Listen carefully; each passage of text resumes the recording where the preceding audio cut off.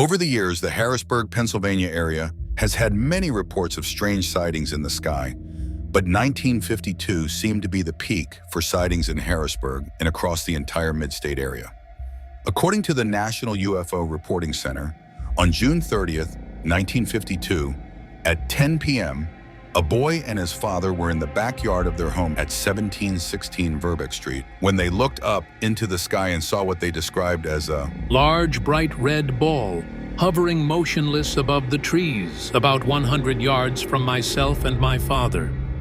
I observed it without movement for 20 or so minutes. Then instantly, it departed in the blink of an eye and assumed a cigar shape, hovering for some 40 minutes off at a distance. The object now appeared to have lighted windows the full length of the body. It then shot skyward instantaneously to assume a star shape, and then proceed to zigzag up and down for an extended period.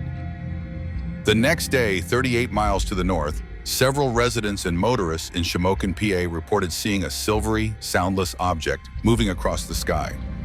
Mrs. Bernice Kocur told reporters, "I was so excited, I couldn't talk for a minute. The object moved in a northerly direction, then appeared to switch eastward toward Mount Carmel before rising and disappearing." A motorist driving to Shamokin from nearby Brady stated that he also saw the object and parked at the side of the road to watch until it vanished. Reports died down for a while, but 3 weeks later, the strange objects started to appear in the area again, and the Air Force mobilized to track them. On July 24th, a half-dozen residents of Pottsville PA reported seeing a circular, silvery disc high in the sky. A housewife stated, "I observed the disc for 15 minutes traveling in a westward direction.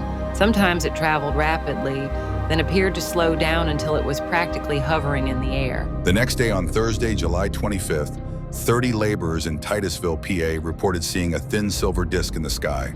Austen of Titusville stated, "I never believed in flying saucers before, but I never want to see one like this again." At 4 p.m. the same day, Mrs. Joseph P. Spera of 365 Willow Street, Camp Hill, PA, was reclining on a chair in the backyard of her home when she saw an object in the sky.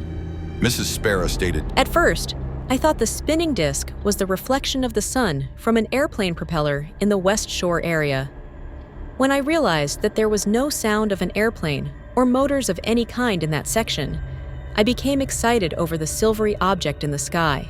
2 days later, on Sunday, July 27th, Washington, D.C. scrambled jet fighters after unknown aerial objects were spotted on radar screens over a 6-hour period. The Harrisburg Patriot News reported that no contact was made with any of the objects, which pilots stated looked like lights.